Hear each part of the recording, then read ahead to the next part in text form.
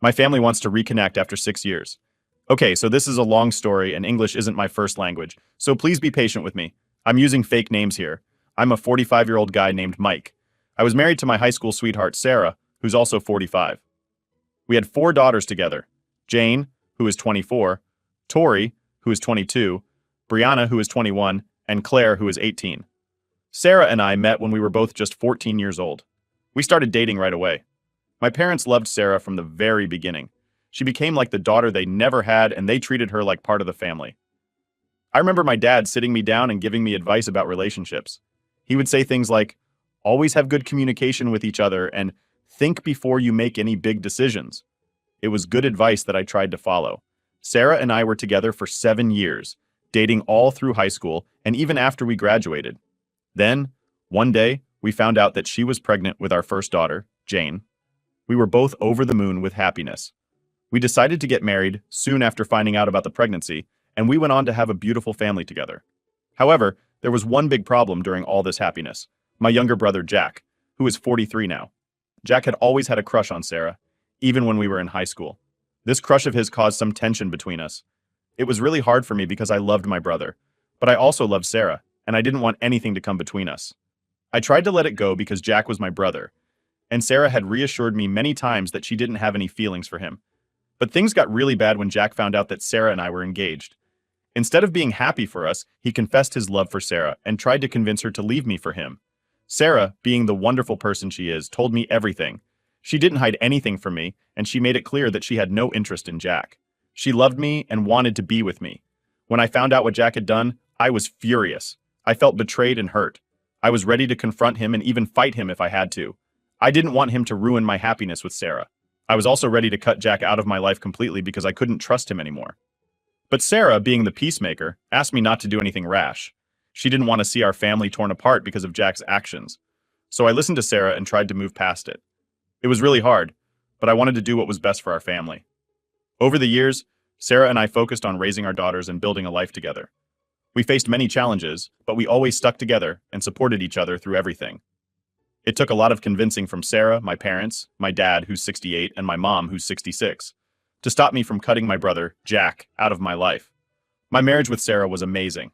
Like any other couple, we had our ups and downs, but I wouldn't change anything about it. We were a passionate couple who loved each other and our children more than anything. My relationship with Jack got better after the incident, and I truly believed he had gotten over his crush on Sarah. But I was wrong. Jack still had a crush on Sarah and was planning to break us up. One day, more than 6 years ago, I came home after being away for a week because of work. When I walked in, I found my daughters, my wife, and my brother all in the living room. Sarah and my daughters were crying, and when they saw me, they started screaming at me. Sarah looked at me and asked, "How could you do this to me?" I was confused and asked what she meant. She said, "Cheating." I was shocked. In the 25 years we'd been together, I had never cheated on her. I asked what made her think I had cheated, and she showed me some pictures and texts that supposedly proved I had cheated with a coworker. I asked her where she got this information. My brother Jack jumped in and said that this coworker, who was also his friend, had confessed to him and sent him the proof. I started crying and begged Sarah to believe me. I told her that this was all Jack's doing, but she didn't believe me. She slapped me in the face and kicked me out of the house. Before I left, I was heartbroken and didn't know what to do. I couldn't believe Jack would go this far to try to break up my family. I had to leave, but I was determined to prove my innocence and get my family back. Jane and Tori called me all kinds of hurtful names. The one that hurt the most was when they said, "You are a disgrace to our family." I tried for a long time to make Sarah and the girls see reason. I wanted them to understand that I would never cheat on them. But sadly, it was all in vain. My parents disowned me, and my dad said that if I were a real man, I would make the divorce easy and quick before the end of the year. Eventually, Sarah and I got divorced, and my daughters didn't want to see me anymore. At the beginning of 2017, Sarah married Jack. My daughters sent me a message saying they hated me and didn't want anything to do with me. They said they had a new father figure in their lives now. It was incredibly hard, but with a lot of therapy, I learned to move on. I always held hope that my family would find out the truth, but I learned to live with the possibility that they never would. 5 years went by without any contact with anyone from my family. Then a few days ago, I received a call from an unknown number. When I picked up, I said, "Hello, who is this?" And I heard sobs from the other side. It was my mom. She said that they were sorry and wanted to meet with me. I asked why, and my mom said that my family had found out the truth about everything, but she said this was a matter to be discussed in person. I told my mom that when or if I felt ready to meet them, I would call her. I didn't want to be contacted by anyone until I said something back. She told me she understood and that she missed me. We said our goodbyes, but to be honest, I still don't know what I should do. Now, for the top of comments before reading the update, I'm so sorry. There was a similar post where the sister dragged her, then accused her of cheating Iran to her engagement, and her family kicked her out. It's amazing the lengths the people will go to because of jealousy. What your brother did was evil. If there really is proof of what he did, I hope he can be sued for emotional distress and parental alienation. I can't imagine the damage he's done to your daughters. I would also have your daughter's DNA tested in case there's more to this than just a setup by your brother. I can't imagine how devastating this whole ordeal must have been for you. It really says a lot about your character that you were able to keep your wits about you throughout all of this. I have an underhanded brother myself who just can't allow me to be happy no matter how small a win I get. But he hasn't done anything this massive to me yet. Whatever you decide to do, I am sure you'll choose wisely. The sad part is that my brother was never like this. I truly believed he was happy for me and had moved on knowing he plotted against me. This way it still hurts. I agree with the others. Please only meet with them on the condition that they'll be cutting your brother off. I'm sorry you were framed like this. It takes a certain kind of evilness and jealousy to do this to a family member. Whether or not you decide to meet with them should be entirely up to you. Whatever the case, I hope you're able to find closure at least and heal from this. Wow. I think if it was me, I wouldn't go back. I wouldn't choose a family. They didn't choose me. And if my husband got married and if my sister, I wouldn't even want to touch him anymore. The fact that she really knew he had a crush on her but still chose to believe him instead of you just shows how little trust and love she had for you to just throw it away like that and not even marry out of the family. But in the family with the initial brother who tried to tell her to leave before the wedding. Is she stupid? Can't be that naive, right? I'm sorry you're going through this. All the best and hoping for an update. And now for the updates. Update 1. A few people have asked me for an update, so here it is. So I arrived at my parents' Saturday morning and rang the door and my mom opened. She started crying and hugged me. It was a bit awkward for me. My dad gave me a handshake and I got in. My mom started trying to make small talk. She asked me how I was. She then commented that I looked way better and that I lost weight. I replied, "When you're depressed, you forget to eat." I then asked how they found out. My mom said that Jack was drunk and had an argument with Sarah and something like, "I didn't plan all this so that I would take your shit." Sarah then forced him to confess. Sarah: My daughters wanted to contact me, but my mom said it would be better if it just was her that contacted me. I started laughing. My dad was a little mad and asked me, "What's so funny?" I said that my brother probably spent years trying to separate me and Sarah, and it all blew up. All I had to do was be quiet, and he could continue with his beautiful life. I then asked my parents if they could imagine how would their lives be if they and Sarah didn't try to convince to forgive my brother after he tried to convince Sarah to run with him. My dad started crying. It was the first time in my 45 years of life that I'd seen my old man crying. He started to apologize, saying he was an awful father, but that he, my mom, Sarah, my daughters, were all sorry I was not able to cry. And I told them that I would love to reconcile, but it would take time. My mom asked me if she could give the green light to Sarah to contact me, and I said yes. He then asked more about my life as they wanted to know how I was doing. Overall, it was better than I expected. The next day, Sarah sent me a message and asked me if she could call me. I replied a few hours later that she could not. Even 5 minutes later, she called me. She asked me how I was. I told her that given the circumstances, it could be worse. I asked how she and her daughters were, and she said that they're not so good. After my brother confessed, Sarah, my daughters felt remorseful and kicked my brother out. I answer a few questions. Why did she marry Jack so quickly? And how come she didn't believe me? She started crying. She said that during and after our divorce, my brother had been her rock. Sarah said that they eventually started dating, and they got married because... And I was shocked to hear this. She got pregnant. I was taken aback when I heard it. I asked if she could repeat it, and she did. I told her that I needed time. I warned that the chances of us getting back together are not looking good, and I didn't want her to have false hopes. She cried a bit more, but said that she understood. She ended the conversation with, "I love you. I just said goodbye." Update 2. My mom was the bridge of communication between me and my daughters. I messaged her that I wanted to meet my daughters in a public place, and she recommended a park, and we met yesterday. When I got there, my daughters had already arrived. I only had a few seconds to process seeing them for the first time in more than half of a decade. Because Jane, my 24-year-old, jumped on me. She was crying and kept saying she was sorry and asked me to. Don't hate them. We stayed, hugged for a few minutes. It seemed like she didn't want to let me go. It took Claire, my 18-year-old, to take Jane off of me. Tori, my 22-year-old, asked me how I was. I looked at her for a few seconds. I still was surprised to see how much she had grown in the last few years. But I also kind of saw the last 6 years flashing through my eyes.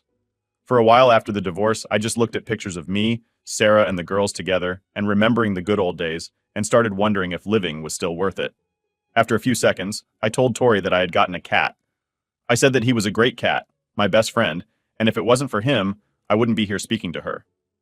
As soon as I said this, all my daughters started crying. I was looking at them, crying on the inside, but somehow still able to maintain my posture. They all said that they were sorry for not believing me and begged me to forgive them. I told them that I loved them more than anything, but it would take me time to truly forgive them, and that they would have to show me by their actions and not their words how sorry they were. I noticed Jane was wearing a ring. I asked her about it. She told me that she had gotten married to her longtime boyfriend 2 years ago. At this point, I was about to burst into tears knowing that I had missed my daughter's wedding. I just asked if he walked down the aisle, and she quietly said yes. I just couldn't do it anymore and started crying my heart out. I had to sit down that a hole stole everything that I held dear and robbed me of one of the moments I was longing the most for walking my daughter down the aisle. I was ugly, crying, and I could tell that Jane was sad as well. I told her that I would get over it and not to worry about it. She just hugged me again silently. We stayed like that for what seemed a long time. After we broke off the hug, Jane said that she was sorry, once again. I told my daughters that I needed a few days, but I would love to go on family therapy with them, and they agreed. Me and my daughters are catching up about each other's lives, and it felt good to have a normal conversation with them. They gave me their phone numbers, we sent her goodbyes, and I hugged every single one of them tightly, for a long time. Update 3. I would like to start by thanking everyone for their support. A user has been messaging me, and his input on my situation has been very helpful. I explained to him that Jack was always praised by our parents due to his grades and was somewhat always competitive. This user believed that my brother could be a narcissist and saw Sarah and my daughters as trophies. Me and my daughters attended therapy last Saturday. I got in first and explained to the therapist my concerns about Jack being a narcissist. She told me my concerns could be right, but it was not certain. My therapy session was a bit emotional, but good. I started by explaining how I felt during all this time, how many nights I cried missing Sarah and the girls, how I had nightmares, and how hard it all was for me. My daughters did talk, but it was not easy to understand their words. They were crying the whole time, and it got worse as time went by to the point that I had to calm them down and reassure that I was not mad at them. The session ended, and we will attend our second session next Friday. Although I still don't know what will happen, I'm hopeful I can rebuild my relationship with my girls. I also had dinner with my daughters on Tuesday. It went good, and they had the chance to meet my cat, and they brought a copy of pictures of us. It was a nice gift. Story 2. Wife, she added while on work trip. I never expected this from her. My wife, 39, female, and I, 43, male, have been together for 11 years, married for 6. We have a toddler. 5 days ago, I learned of a month-long EEA between my wife and a coworker of hers, and that they had spent time in her hotel room while on a work trip 2 weeks prior. And that time together included a good amount of kissing. I learned this by the affair. Partners' wives, mother, the affair partners. Mother-in-law messaging me on Facebook with 15 screenshots of their Instagram conversation that occurred during that work trip, including comments between the two of them reminiscing about their chair time, along with loads of kissy face emojis and other flirtatious banter. When I read the mother-in-law's initial Facebook message, I was shaking, heart-racing, tunnel-visioned my wife was upstairs. So when she came down, I immediately asked if anything happened during the work trip that I should know about. I learned here that the term is known as trickle truth. Denials of anything that happened was the response. Eventually, after 10 minutes, she finally admitted to getting drunk at the hotel bar and making out with him in her room. I asked her point blank if she slept with him, or if anything sexual happened. Her response was a resounding no. She proceeded to tell me that there was no sexual touching, no hands-up shirts, no parts exposed, no feeling up, no erections felt, just kissing for an extended period of time while sitting in a chair. This is what she's told me multiple times. Well, it started at the doorway with him initiating. Then they went to the chair. She ended up getting sick and spent time on the floor, bathroom, and on the bed while he lay on the other side of the king-size bed until 6:30 a.m. the next night on their work trip in a different town. It was a two-night thing. He spent time in her hotel room until 10 p.m. or so. The text message there was him asking if she could use company, and her response was something like, "You can join," and she was watching TV. Some kissing also occurred that night while she was sober. My wife has had an alcohol problem for many years and had been sober for almost 6 years before this work trip. She and I had a discussion about her desire to bring alcohol back into her life on a very limited basis during date nights or going away with me. Also included discussion about her having beverages with her work peers when they go on these quarterly trips. I obviously disagreed with the suggestion, as did almost everyone in the alcoholism sub, but she did it anyway. She lied to me about how much she had to drink that night and ended up telling me that she had multiple drinks, including 2 shots of the hotel bar with her work peers. So after 6 years, this is the first time that she was drunk. And then, this happens. Back to the EA, I learned that the flirting banter and whatever else has been going on since early October, so I'm told. I asked my wife why she did what she did. If, as she says, our marriage is solid, and yeah, it is. We have a child together. We don't really argue about anything, and we have a good home life. Our intimacy has dwindled since having her child 2 years ago. But the bedroom isn't dead, after some time for her to really think about her actions. The response that I got was that it was the excitement, the newness, and the feeling of being desired along with him just being a great work friend. After more deeper discussions around this line of thinking, she mentioned that it likely would never have gotten sexual. I had asked multiple times how far this would have gone if I and the AP spouse had not learned of this. She concluded that what she enjoyed from it was having him crawl out of his skin, as she puts it, basically obtaining some pleasure over being desirable and wanted. That would likely never resolved by a sexual relationship. She explained to me repeatedly that she does not feel any romantic or intimate feelings for this guy and that it just happened. She admitted it was selfish and wrong. I told her what hurt me the most was the betrayal and the secrecy. I had so much anxiety and lost sleep when she went on her work trip because of her flawed relationship with alcohol. And little did I know that that was the least of my worries. "You just have to trust me, babe," was a text that I was sent the morning after. When I asked her about how much she had to drink the previous night, I never would have expected her to do this, though. Regarding the affair partner and his wife, I learned that this isn't the first time he's done this in his 7 years of marriage, and that she did go through his Instagram chats on another device. Actually seeing the combos live as they occurred, because she had an inkling something would happen while he was away for his work trip. I've been in contact with her through text, and she has a very pleasant but hurt woman who will likely file for divorce. It's obvious, though, that he just doesn't care what hurt he causes her, or what he has allowed to cause others. So for me, I have very conflicting feelings about her short-lived affair, and what may come out of this. Since the D-Day, I felt extreme hurt, then anger, then forgiving, then anger again. And at times when I feel fine, I'm afraid I'm coming off as a pushover for showing my wife that she can get away with this again. There will be traveling again come January, and I don't know what to do about that. Anyway, this incident has triggered some real deep and open discussions with my wife about desire, intimacy, and what she and I want. It first started with me trying to understand what she was seeking or what she felt was missing from her life, and if there was anything we could do together to bring some excitement or feeling of newness into our marriage without the secrecy and betrayal. We aren't explicitly talking about opening the marriage, but she has expressed that she would be fine and would encourage me to have a person at work I could banter with and potentially kiss. I don't know. It's weird to me right now. Is this her way of giving me a pass? Or even saying that she wants an open marriage but doesn't want to really admit it yet to me? Or herself? Divorce right now is not on the table. And I know an open marriage with boundaries of some sort really isn't the best solution for something like this. And I realize that shouldn't even be discussed or even considered unless the marriage is truly solid. Thanks for reading my disorganized thoughts. Your input is welcome. Now for some additional comments. She's offering you a pass because they definitely had sex and probably have been in full-blown affair for much longer than just that trip. Open marriages that open because of infidelity do not work. You need to stand up for yourself and set boundaries in place for how recovery should take place. There is 0% chance that this is just an emotional affair and some kissing. Don't kid yourself. You don't have a month-long affair as adults and not sleep together, let alone when you're on a work trip.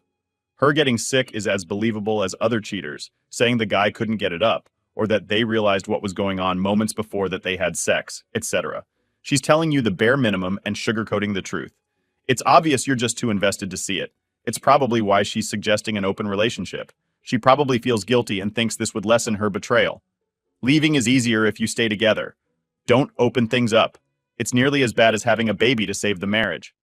Sure, you'll get a confidence boost, but the problem was never with other women. It's her. Eventually, after 10 minutes, she finally admitted to getting drunk at the hotel bar and making out with him in her room. I asked her point blank if she slept with him or if anything sexual happened. The response was a resounding no. She proceeded to tell me that there was no sexual touching, no hands-up shirts, no parts exposed, no feeling up, no erections felt, just kissing for an extended period of time while sitting in a chair. Teenagers kiss, adults screw, especially with a serial cheater. Involve the affair partner, multiple affairs according to his boss, and he's going to be satisfied with just kissing. Highly doubtful. I'd bet real money. The trickle of truth isn't exhausted. We aren't explicitly talking about opening the marriage, but she has expressed that she would be fine and would encourage me to have a person at work I could banter with and potentially kiss. I don't know. It's weird to me right now. Is this her way of giving me a pass or even saying that she wants an open marriage, but doesn't want to really admit it yet to me or herself?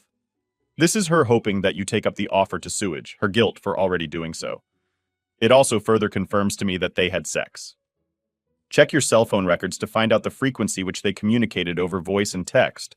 Those records can't be faked or deleted, but you won't get content. I'd be very surprised if it isn't much greater than she's admitting to. Story 3. Am I the a-hole for refusing to help my wife's family anymore? I, 34M, got married 9 years ago to my wife Jessica, 33F. Jessica and I have 2 children, Robin, 7F, and Theo, 5M. Growing up, I didn't have a family. I was a foster kid who was bounced around a lot because sometimes my bio mother would take me back, but she'd always end up losing custody again or placing me back. When she finally stopped trying, I was 11 and too old for most people who wanted babies or really little kids. So I aged out of the system without being adopted or finding a family. I'd hoped when Jessica and I met that I'd be welcomed by her family, but that's not how it went. Took me years to figure it out, though. They look down on me. They're not totally obvious about it, but I see it in the way they are with me versus the way they're with the other sons' daughters-in-law. Like asking them about Christmas plans, but saying they didn't expect us to do anything else because I don't have a family. Or asking about the others' jobs and promotions, but never me. Then acting so shocked both times Jessica or I mentioned I was promoted. There was a time when my CIL mentioned a foster kid who won a scholarship to college, and it made it into the local news. The whole family's reaction was, "Oh wow, a foster kid making it to college is so unexpected." And Jessica pointed out I went to college. They looked a little uncomfortable, and I heard 2 of her siblings whisper something about Jessica in that story, so I assumed they believed she lied about where we met. They don't make an effort for my birthday. They make assumptions that I don't spend time with my kids. They assume any effort made by me is me doing it for Jessica, and don't believe me when I say it's not. Yet they will always ask for my help with repairs around the house or assembling something, because I'm good at that stuff. I have helped Jessica's parents and all her siblings at least twice. Once I realized, with help from therapy, that they really didn't like me and seemed to think less of me for being a foster kid, I did that stuff for Jessica and not for them. But then, a few weeks ago, Jessica's parents had issues with the stairs. I went and fixed them up. I was hours working on one part and had to go and get extra materials. It was a whole thing. Some of the family came over while I was there and Jessica's parents made food for them, but nothing for me. When I asked them if there was any for me, they told me they didn't think I'd want to eat after working so hard, for hours, with no food in between. I told them they didn't think that. They simply didn't want to be polite to me and offer food after doing all that work for them. I was called out by Jessica's parents and her siblings. Jessica took my side, as did some of the siblings' spouses. But I was called out again for not helping fix a shelf for one of Jessica's sisters, and saying never again would I help any of them. They said family helps family. I asked them when they ever treat me like family. Am I the a-hole?